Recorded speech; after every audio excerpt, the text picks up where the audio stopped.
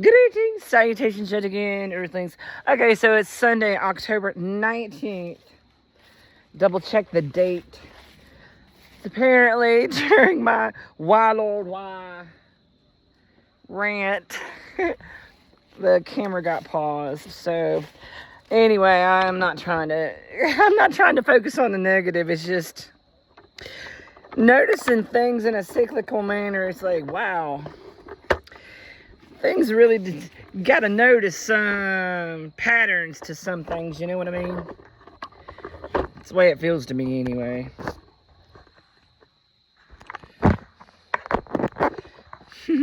Anyway, it is a beautiful day to have an absolutely beautiful day. So that is what I'm working on. Touched my hand and gave me quite a talking to. To me, strict and short, and simple I can ponder. Rose caught on high until we all meet over yonder. Hold tight, screaming and shouting. Go up, tell you on the mountain, faith too strong. Be left out and waiting, trying God. So,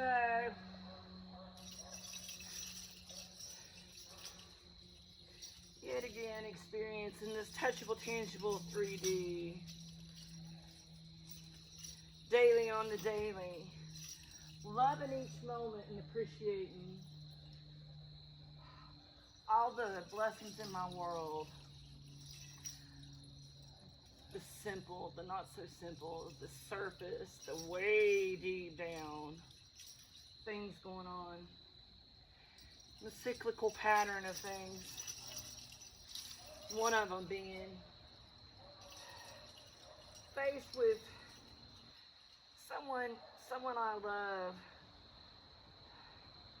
apparently fell, and they're pretty sure that it was just an accident. But unfortunately, I know that they are around somebody that is, when they get to drinking alcohol, is abusive. And I am not the only one that has seen them unnecessarily be really explosive and act in manners that, and they told me that both of their eyes are black and they've got, they're afraid that their nose is broke, but they have, and it's like, well, didn't you go to a doctor? No. Okay, well, you've had a traumatic head thing go on before, so it would be best for you to get to a doctor and find out you make sure you're okay, and if your nose is broke, then they can deal with that and help you. And why they weren't taken to the doctor is because the person that's around said, well, everybody's going to think that I beat you. Well, why would that be the first thing that that people would jump to? Because what is their behavior and how have they treated them and talked to them amongst people on the regular? How is their behavior? And I'm not trying to, and I was not trying to go to that place, but that's where the conversation went, was that they said, I'm pretty sure that I fell down the stairs, and all I said was, are you sure that something else wasn't going on at the time? Are you sure because what was leading up to that? Were you walking up the stairs by yourself? Do you remember that part clearly, and then you just wake up and your eyes are blacked? Or was something else happening as you were was there shoes or anything obstructing the stairwell? Anything left on the staircase that you might have tripped over? The puppy walking up with you, getting underfoot? I mean, why is it that the first thing that they did was get defensive and say, everybody's gonna think that I...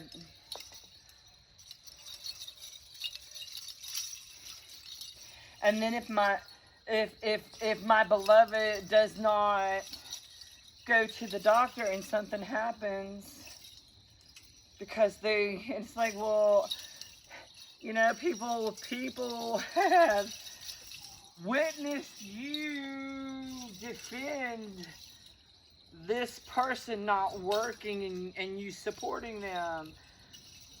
People have witnessed you allowing them to talk to you a certain way when they don't pay a bill.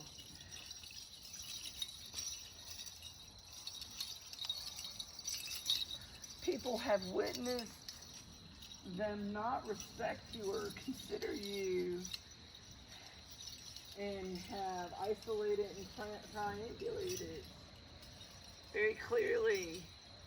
And yet, when they keep choosing that person, you have to respect that that's what they want. So that's a precarious thing. It's like, so now,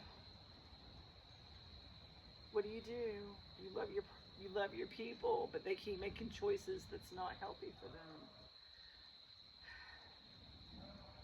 And if you don't say anything, and something does happen to them that could be prevented, like, I mean, could a wellness check, would that be overly dramatic? Just, hey, everything okay? You sure you don't need a way out?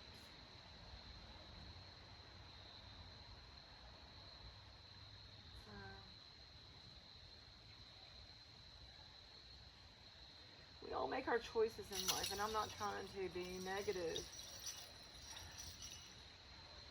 but it's like,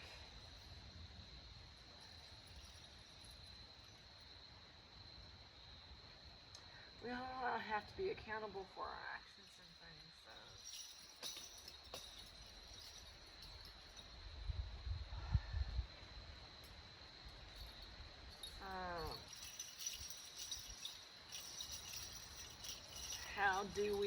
How do we remain loving and supportive and kind, and yet respectful of boundaries?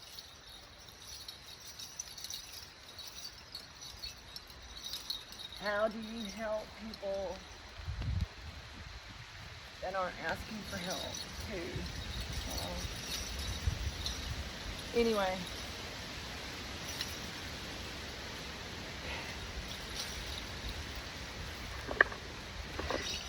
And how do you be a safe place for people to come to you for help without anybody feeling like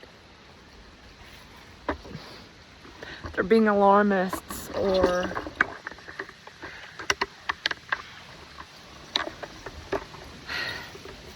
see, my thing with people helping me is I have people that like to hold those things over my head. So it's a form of control for them to keep me small, to make me feel like crap because I have a need and I couldn't handle it myself because I was so weak. So, and yet, if it gets somebody attention and they can glad hand, and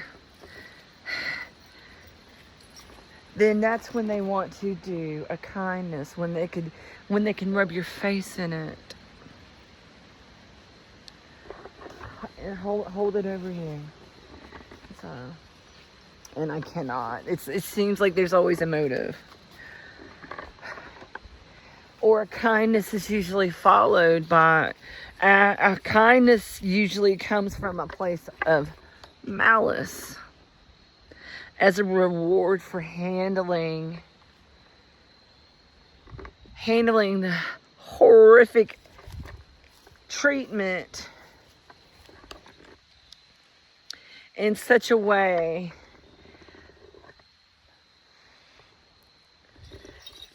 that helped them to justify their shit to themselves. You painted a pretty picture on it for them so they could live with it. It's called fawning.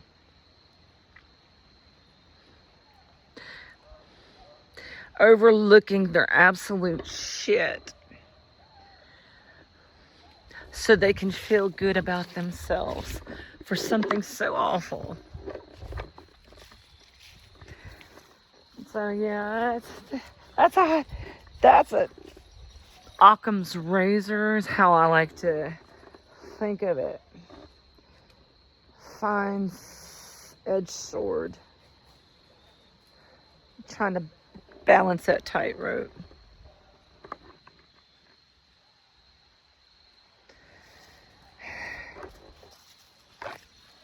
How do we deal with this situation without letting it become a part of who we are, without it spoiling every beautiful moment that might be? How do you observe the decay and the yuck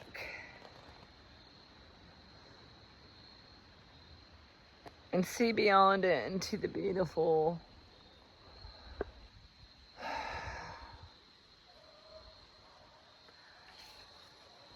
Becomings from all the shit. I mean, seriously. I see what I don't want repeated. So what do we do in these cases to get through with dignity, mercy, and grace? You know, I want to be helpful, but I don't want to be an alarmist. I don't want to accuse somebody of something. And yet, some people's behaviors, they have clearly very comfortable doing the most ooh.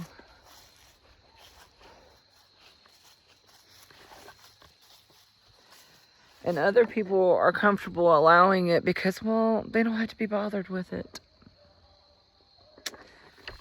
And sadly,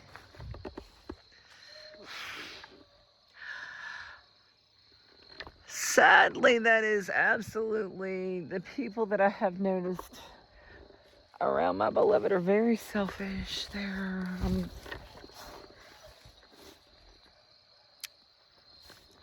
They'll throw money at it. It's just so they don't have to have their life disturbed.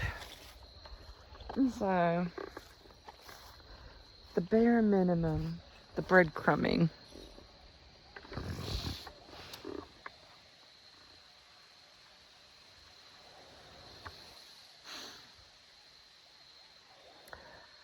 And that is where we're at in cyclical things. Everybody's dealing with breadcrumbers and the bare minimum efforts.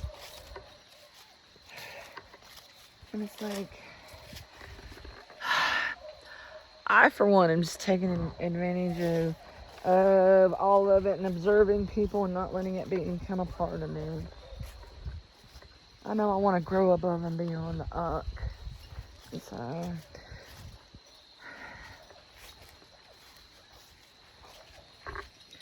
And so, yeah, and it's like knowing that I've got a loved one that might be hurt and in need of medical care, but they're avoiding going. They said that they're going to go tomorrow, but they're avoiding going because they're afraid it might look like somebody else is guilty of hurting them. And also they're afraid because they said that they're gonna fail a drug test. It's like, whoop-dee. So you smoke pot, hello. You have, because they're on, apparently, I mean, they're on disability, I guess. I don't know what all. It's none of my business, but I'm assuming because they're worried about failing a drug test. It's like, look, I don't think that there's any doctors left out there that can go against the science and the proven fact that cannabis helps a lot of people. So I do not think that there's any doctors or anybody out there that will deny anybody their disability for utilizing cannabis as a way to cope with the horrible stuff that they had to deal with that got them on disability, if that was the case. Anyway, but I think that was just another reason to find an excuse not to go, but it's something about the way that the conversation hit my spidey senses. Because you know how somebody's telling you a story, but they're just talking so fast with so much information. It's like, well, what'd you say? Okay, I'm trying to process what you're saying. You fail? Okay, and you think your nose is broke? Well, did you? But I'm okay. I think I fell down. Well, what do you mean you think you fell down? It's, well, and you're trying to figure out, okay, well, did you wake up on the floor or what happened? And all of a sudden, they're defending the person that would have been the one that found them and helped them. And instead of telling that story, they're jumping to their defense. And it's like, well, I wasn't asking that, but it's kind of interesting that you automatically are defending them. And I'm not being accusing, but why would that be your go-to? You know? If there's and okay. But you think your nose is broken, but you didn't go to the doctor? That really looks bad now. That really looks bad now. And the longer you put it off, I think the worse it looks on whoever. And anyway. But if you get a bad feeling, how do we, as loved ones that truly care and we're not trying to cause drama or hurt in somebody else's life, but how do we deal with loving our loved ones without trespassing? Trespassing, even if we're doing it out of a place of love. Because assuming, there's a lot of people that make a lot of assumptions about a lot of things that they it's interesting that you barely know somebody, but you're going to assume.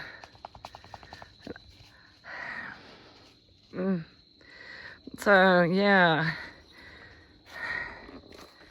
Anyway. Game change! So yeah, trying to process and deal with all of this weirdness going on. Strange energies. It's like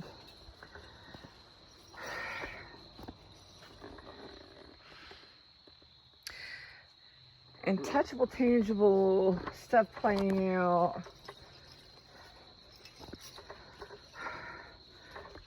I mean,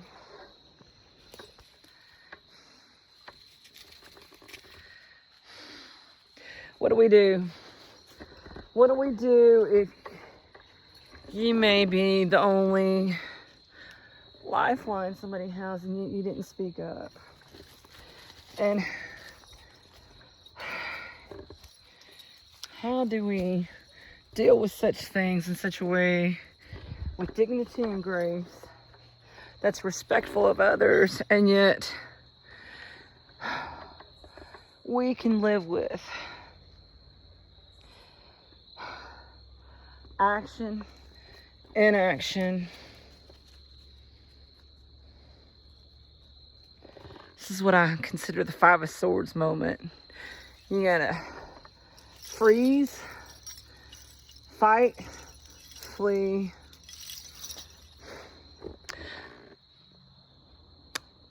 freak, freeze, flee, or flee.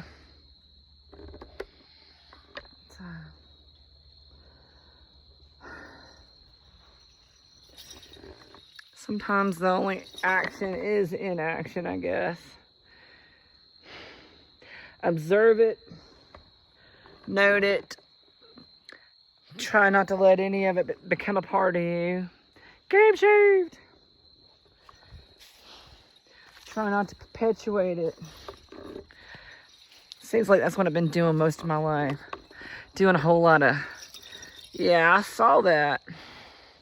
I saw it clearly, and I saw that you thought I didn't see, and you're trying to play it like I didn't see right through your uck. But I did. I did, and the thing about it is, these people that know that you did saw through them. They knew it, and that's why they get so defensive, because they know they're wrong, and yet they're trying to justify. Justice is blind.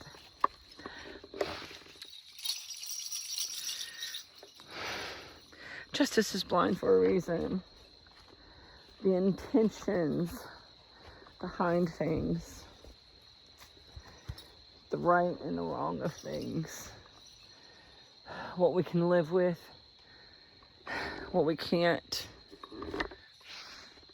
what we accept, what we don't, what we allow to disturb our peace, and what we don't. Anyway, I hope y'all are having a blessed day, truly.